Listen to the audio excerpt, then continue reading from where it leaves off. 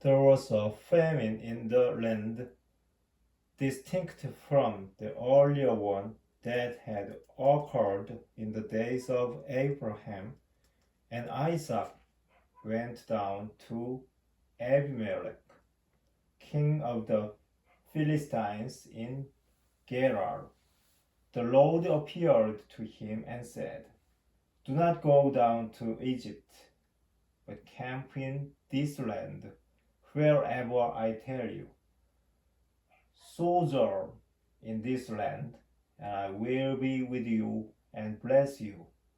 For to you and your descendants I will give all these lands, in fulfillment of the oath that I swore to your father Abraham.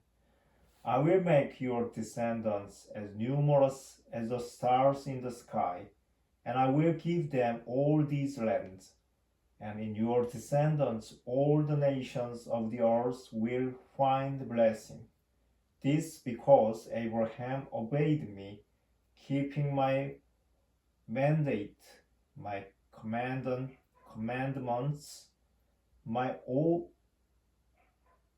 ordinances, and my instructions." So Isaac settled in Gerar.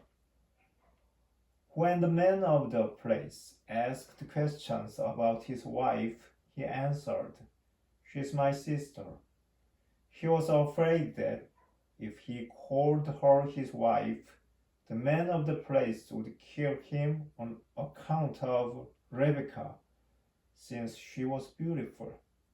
But when they had been there for a long time, Abimelech, king of the Philistines, looked out of a window and saw Isaac fondling his wife Rebekah. He called for Isaac and said, "She must certainly be your wife. How could you have said she is my sister?" Isaac replied, "I thought I might lose my wife on her account." "How could you have done this to us?" exclaimed Abimelech. "It would have taken very little for one of the people to lie with your wife, and so you would have brought guilt upon us." Abimelech then commanded all the people, "Anyone who maltreats this man or his wife shall be put to death." Isaac sowed a crop in that region and reaped 100-fold the same year. Since the Lord blessed him, he became richer and richer all the time until he was very wealthy. He acquired flocks and herds and a great workforce, and so the Philistines became envious of him. The Philistines had stocked up and filled with dirt all the wells that his father's servants had dug back in the days of his father Abraham. So Abimelech said to Isaac, "Go away from us. You have become far too numerous for us." Isaac left there and camped in the Wadi Gerar, where he stayed. Isaac reopened the wells which his father's servants had dug back in the days of his father Abraham, and which the Philistines had stopped up after Abraham's death. He gave them names like those that his father had given them. But when Isaac's servants dug in the wadi and reached spring water in their well, the shepherds of Gerar argued with Isaac's shepherds, saying, "The water belongs to us."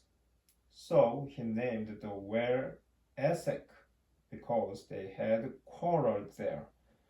Then they dug another well, and they argued over that one too.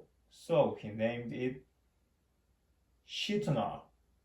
So he moved on from there and dug still another well, but over this one they did not argue. He named it Rehoboth and said, because the Lord has now given us ample room, we shall flourish in the land. From there Isaac went up to Beersheba. The same night the Lord appeared to him and said, I am the God of Abraham your father. Do not fear, for I am with you. I will bless you and multiply your descendants for the sake of Abraham, my servant. So Isaac built an altar there and invoked the Lord by name. After he had pitched his tent there, Isaac's servants began to dig a well nearby.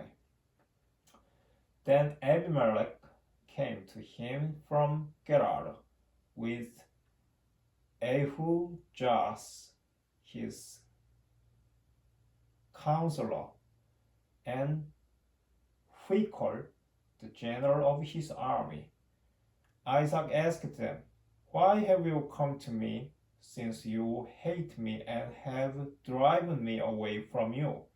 They answered, We clearly see that the Lord has been with you.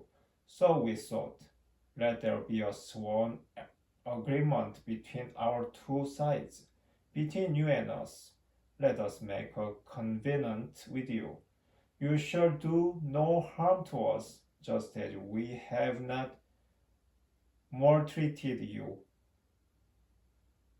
but have always acted kindly toward you and have let you depart in peace. So now, may you be blessed by the Lord. Isaac then made a feast for them, and they ate and drank. Early the next morning, they exchanged oaths.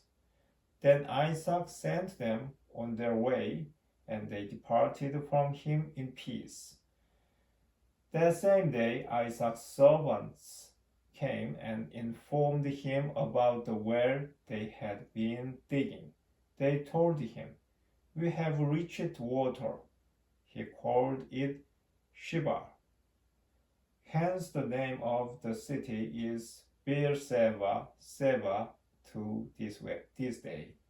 When Esau was 40 years old, he married Judith, daughter of Beeri the Hittite, and Basemath, daughter of Elon the Hivite.